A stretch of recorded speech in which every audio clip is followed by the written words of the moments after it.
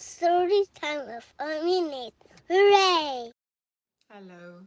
What is a boy to do when a lost penguin shows up at his front door? Find out where it comes from, of course, and return it. But the journey to the South Pole is long and difficult in the boy's rowboat.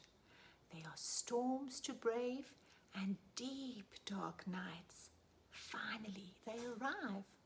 Let's read Lost and Found to see what happened with the boy and the penguin's friendship.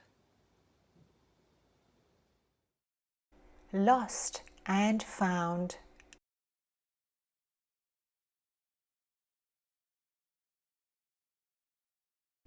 Once there was a boy who found a penguin at his door.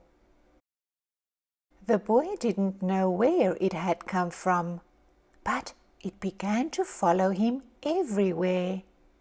The penguin looked sad, and the boy thought it must be lost.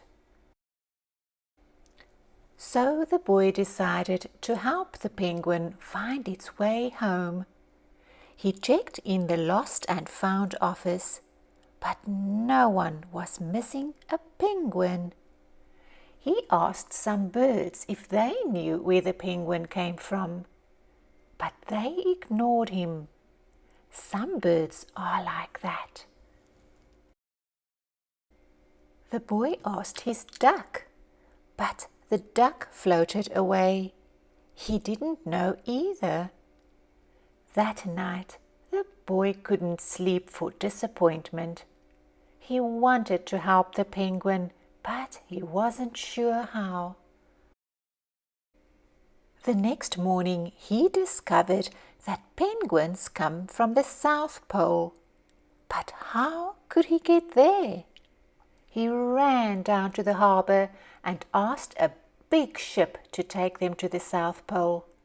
But his voice was much too small to be heard over the ship's horn. Together, the boy decided he and the penguin would row to the South Pole. So the boy took his rowboat out and tested it for size and strength. He told stories to the penguin to help pass the time. Then they packed everything they would need and pushed the rowboat out to sea.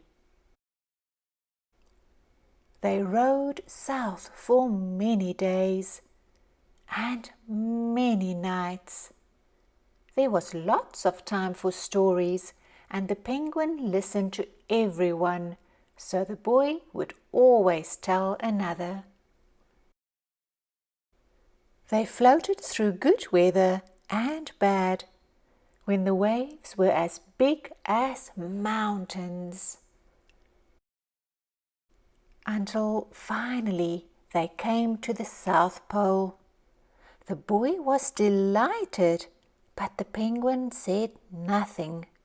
Suddenly it looked sad again as the boy helped it out of the boat. "Welcome to the South Pole." Then the boy said goodbye and floated away. When he looked back, the penguin was still there, but it looked sadder than ever. It felt strange for the boy to be on his own. There was no point telling stories now, because there was no one to listen except the wind and the waves. Instead, he just thought, and the more he thought, the more he realized he had made a big mistake. The penguin hadn't been lost. It had just been lonely. Quickly he turned the boat around and rowed back to the South Pole as fast as he could.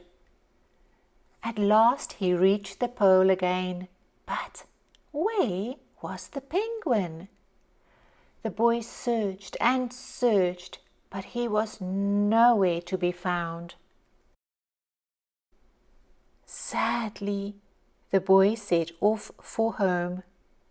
But then the boy saw something in the water ahead of him. Closer and closer he got until he could see the penguin. And so the boy and his friend went home together, talking of wonderful things all the way. The end.